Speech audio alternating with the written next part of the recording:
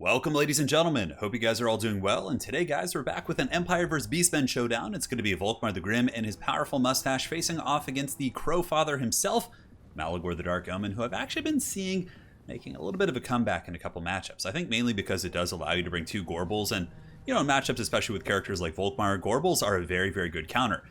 Firstly, they're a little bit faster than him. I think Gorebulls have 64 speed. So yeah, 64 speed, Volkmar the Grim does have 50. So in open field, if you don't have any support or buffering, the Gorebulls can actually keep pace and really do a ton of damage against Volkmar. On top of that, they have anti-large, they have armor piercing, fairly armored themselves, so they're going to be durable against most Empire heavy cavalry, and oftentimes in this matchup, you see Pistoliers, you see Empire Knights, you see Knights of the Blazing Sun. There's a lot of things that really aren't that great against Gorebulls, so I really love the inclusion of Zero's Gorebulls here. Aside from that, he does have the Goreherd frontline. Goreherds have always performed pretty well against State Troopers.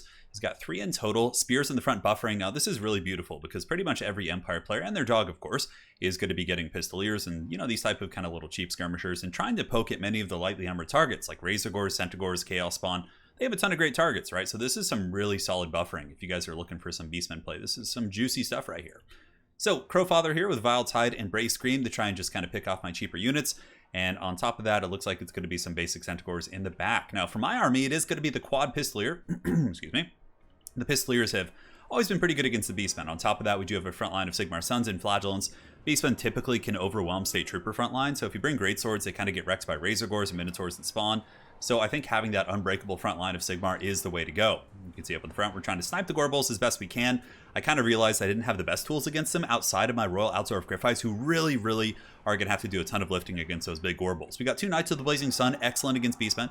Pretty much destroys all their cavalry in a head-up fight, can do well against their infantry, have a little bit of magic resist against like Vile Tide, Spirit Leeches, all that sort of witchcraft, and Light Wizard as well. So you can go Life, you can go Light here. Maybe Life would have been a slightly better choice considering the Gryphites, but I've also found that in this matchup, if you can net down a big Beastman Alpha Strike and cast like a Banishment on them, you can pretty much instantly win the game. So they're both pretty good. Also, we do have Bronus Time Warp, which is a pretty good kind of AoE force multiplying effect with the speed as well as melee attack. So on the front line here, we have Volkmar the Grim rolling over these Ungor Spearmen herd, just trying to soften them up a little bit, but the Gorebulls are going to be hot on the case. You can see, I think, a couple Gorebulls already screaming in there. So the Flagellants will be moving in, as well as these Sigmar Sons. Right here, we do also use the Bronus Time Warp, so there's going to be a big melee attack buff going down on all of these bad boys here. Certainly very cost-effective. Instantly, the Ungor Spearman herds just get absolutely flattened there. And on the far side, the Knights of the Blazing Sun get a little bit ahead of themselves. Nice little Vile Tide in the back there. Just going to hit some Spearmen. Doesn't really do much against the Gryphites, but basically the Spearmen do screen out the Razorgors. The Pistoliers lay some good fire on them.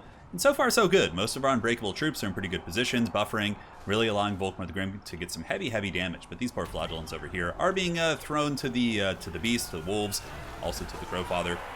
Really not having a great time. The Spawn are really excellent at killing lightly armored targets. Overall, though, balance power is pretty even. Obviously, very early here in the game, Beastmen can sometimes run away with the game. Razorgors are broken, as well as the Razorgor herds. Yeah, I think both Razorgors here, yeah, those are both the piggies. They're both broken. And some of the Spawn do try and push through to my back line, but I do pull my Gryphites from reserve. I run in, I intercept them, and the Chaos Spawn are being taken apart by the elites of Sigmar here. And the Knights of the Blazing Sun, with the Grand Shield of Faith, are able to provide a nice screen. Granted, not a lot of damage on Big Daddy Gorebull.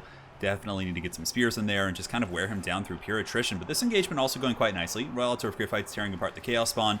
But on the other side, it's a little bit more disastrous. I did send in some Knights of the Blazing Spawn. With the Blazing Spawn. That's some scary shit right there. But I sent them in to basically try and take out the Spawn and support these Flagellants, but they kind of got a little bit overwhelmed there. So I do try and break away from that engagement and use these Knights of the Blazing Sun just to clean up some of the chaff and, rallying units he does have. Banishment did go down. I dropped a net and banishment combo there just because the Gorebull and all these units were going a little bit crazy for my likings. And there is a Soulfire Bombardment as well in the Ungor Spearman, but this is scary. It can turn in an instant. The Razorgors came back. The double Gorebulls really able to put a ton of hurt on my Knights of the Blazing Sun, and my Gryphites did pull back as well, because I felt like we were starting to lose this engagement. So now Volkmar the Spear is going to be trying to hold, but the double Gorebulls are here on the case. Sherlock Holmes and his doctor friend here, I guess, are on the hunt going after Volkmar. So the Gryphites once again kind of pull back in, attack the Gorebulls. But every time one of those big bulls, Al Gorebull here, does take a swing, it is going to be taken out of Gryphite model, and I don't have any healing with this build. So no regrowths, no Earthbloods, no real ways to kind of top those guys back off. Bounce power is still pretty even, but it's very much on the razor's edge here, as my Gryphites are quite damaged, and Volkmar the Grim is being forced to go in and occupy this force. And, normally Volkmar is a raid boss, but against these two anti-large dedicated characters, it's going to be a little bit tricky. Nice little Brave Scream going down there. It does tickle the Pistoliers, and now the Gryphites once again going to be running in to try and intercept and get some terror outs on these guys. but I can't quite get Volkmar away. The pigs have gotten a nice surround here. Volkmar the Grim trying to get away. I even actually drop a net on GOREBULL, and I was trying my best with Volkmar to kind of zoom in and path out. And typically, if you guys are in a situation where you're surrounded, that's the way you want to do it. You want to kind of zoom in using the Z button here, get as close as you can, and look for the most open avenue. In this case, this would have been the best route, probably maybe through here, and you can see I am going to be trying to escape there. But the pigs have a really, really good mass point, and they're able to kind of hold me in place. Though on that same note, we do get the GOREBULL, so the Royal Outdoor Gryphites do kind of peel in. They get that GOREBULL. They get hit with a Vile Tide, but again, not a lot of damage against these elite units, better against mass infantry. And to try and save Volkmar, I do send in the Gryphites as well as a Light Wizard to try and distract these characters, but it's probably too little too late.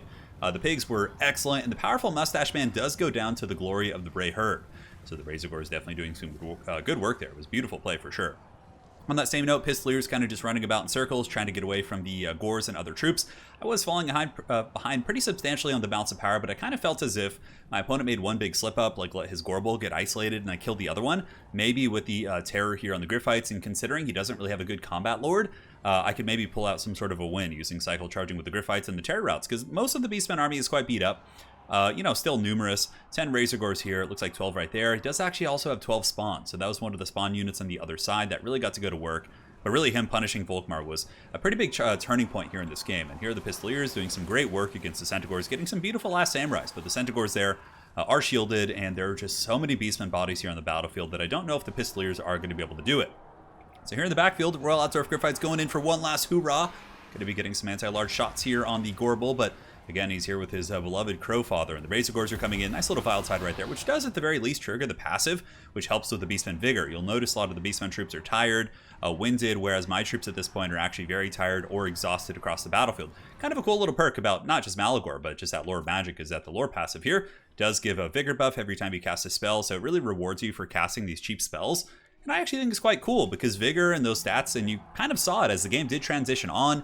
Some of his forces started to get very favorable engagements, and that's a lot of it is through the engagements themselves and the dynamics of those fights and what's fighting what. But some of it, of course, can be attributed to the Vigor. So well played to my opponent here, Zero. It was a really, really fun match we played.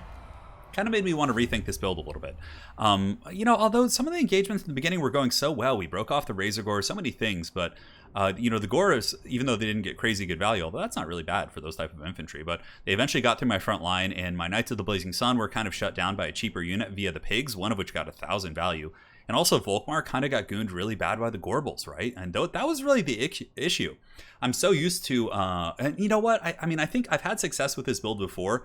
It's more so against Morkr the Shadowgave, right? Because Volkmar just dumps on Morkr and really, really doesn't have to worry about too much. And if they have Morkr, they can only have Morkr plus one GOREBULL. And one GOREBULL, this build can deal with the one Gryphite. But with two, I felt like it was really a tall order dealing with the two GOREBULLs, chasing my really expensive lord the entire battle. And I had very little counterplay there. So I think I'm going to be going to the drawing board here on this build, just in case, because I have another build that I think would be equally as functional and also would give you adequate anti-large against the GOREBULLs. And because this is kind of an uncommon. More people go with Morkr, which of course is very strong. The issue being with Morkr is that you can kind of withdraw from him and kite him with Volkmar, and then when the spawns are gone, you just come in and finish him off, and it does the trick. But yeah, certainly I think Pistoliers, Knights of the Blazing Sun didn't get great value, but they did okay. And I think if they had a little bit more support, it could have been a better fight for sure. But yeah, well played to Zero. It's really fun.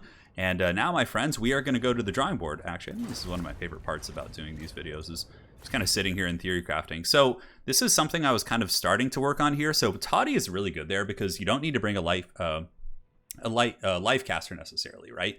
So in this case, we have a similar front line. We have the Sigmar Sons. We do also have the Flagellants.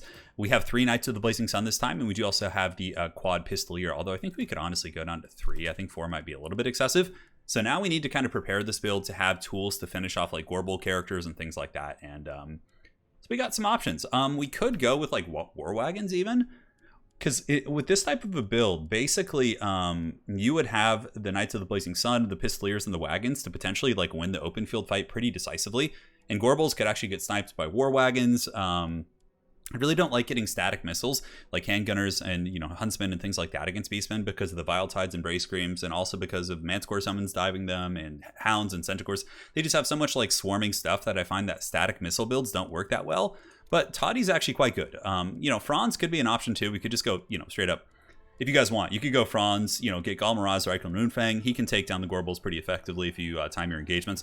Toddy's a little bit safer. He does heal himself, and again, he opens up different lores of magic. So in this case, you could go Death if you want to. And basically, you could just have him riding around on his horse and just kind of, you know, and probably honestly just bring just Spirit Leech. You could bring this and cut Life Leeching. And yeah, he's just going to be spamming Spirit Leech on the GOREBULLs. And if they don't have GOREBULL, let's say they go with like a Morker build, you could basically just Spirit Leech spam their one good unit, right? So that could be Butchers of Kalkengard. That could be anything like that. So yeah, kind of a sniping build. Honestly, too, you can even go with this character. This is pretty strong as well. You can go with the Amber Wizard and get Flock of Doom and Manticore summon. So you can like time these alpha strikes where Toddy and a Manticore go in together and fight. And then in the late game to clean up like, you know, Gores and just infantry, you have the Flock of Doom too. This is probably a little bit safer, to be completely honest here. So now we have a little bit of money to work with. The good old meme tank. You know, part of me is like Outriders too, but you know, if they do, you can't just like go in and lose to a build and then like build your whole build to counter that build, because then when you play more traditional Beastmen builds, you need to have something that can deal with both. So as far as anti-GOREBULL, we have Toddy this time, who's a much better fighter. We do have the Amber Wizard. So, you know, Toddy isn't going to be abused by GOREBULLs. He can fly, he can dictate his fights a little bit better, he can fight with support, and you'll be fine. Generally speaking, maybe War Wagons. War Wagons are kind of interesting. A single cannon could be good as well, but that is kind of hard to defend. Although, you can go like a great cannon maybe, and then like just, yeah, but I don't like anything static against Beastmen. It just feels so janky and so hard to defend, you know? But Triple Knight of the Blazing Sun is certainly very strong. You can go with basic Empire Knights too, but I just love these cavalry. I think Knight of the Blazing Suns are one of my favorites. Grenade launchers can be okay, for sure. Like if they're, so for example, like you saw him screening me with those guys in the beginning, if you have grenade launchers just pounding those cheap spears, it can actually be really strong. So you could even go like double Pistolier or Pistolier supporting the Outriders. And then we probably need something to help deal with something. Yeah, we need something more dedicated to kill GOREBULL. I mean, I guess Toddy plus the Amber Wizard probably is enough. You could even upgrade this bad boy and get it up on the big beastie here. And, you know, from there, you get this and just cut this. And do we have anything else we can cut? I think Toddy, more or less, you want Crush the Weak, you want Hold the Line, and both of his items are actually really good. Constant Healing. I mean, this is interesting too, because you get another big beat stick, but it's also a really high value target, and Beastmen really love dragging down like expensive stuff, so I think just getting him on the horse is probably the better bet here. Yeah, the grenade launcher tech is interesting, although against a Hound heavy build it might be a little bit tricky, but I think with the third Knight of the Blazing Sun, you're going to have ample protection for that. Maybe you cut that Knight of the Blazing Sun. If you do this, that gives you 2,000, then you can afford 2 wagons. It's a pretty micro-intensive build for sure, but also you're a little bit light on protection. If they have like 3 Hounds and 3 Centaurs, it's going to be incredibly difficult to protect all those units. That's why I like the 3rd Cavalry unit, just to give you that kind of, you know, round goodness there in your army. And I have seen static missile builds work too. Yeah, sorry guys, this is just this is a really interesting theory craft here. You could also go like a Gotrek type character on the ground if you want to, so you could cut the grenade launcher. I mean, you have in theory plenty of anti-infantry, right? So yeah, maybe like a Gotrek type character. I actually like this. It's kind of nice. Yeah, because Gotrek is a strong independent dwarf. Okay, I think we've come to a good spot. So basically, yeah, you have the Triple Knight, you have the Pistoliers to kill the big monsters, you have Gotrek, he can help with Minotaur rushes, and yeah, I actually really like this. And again, the extra gold you can spend on abilities, on items, and you know, the Power Stone, and you can get Toddy, Foe Seeker back, or Deadly Onslaught, anything like that. Anyways, guys, hopefully you enjoyed this, plus the theory crafting there at the end. My friends, we'll see you on the other side. Well played to 0, and take care.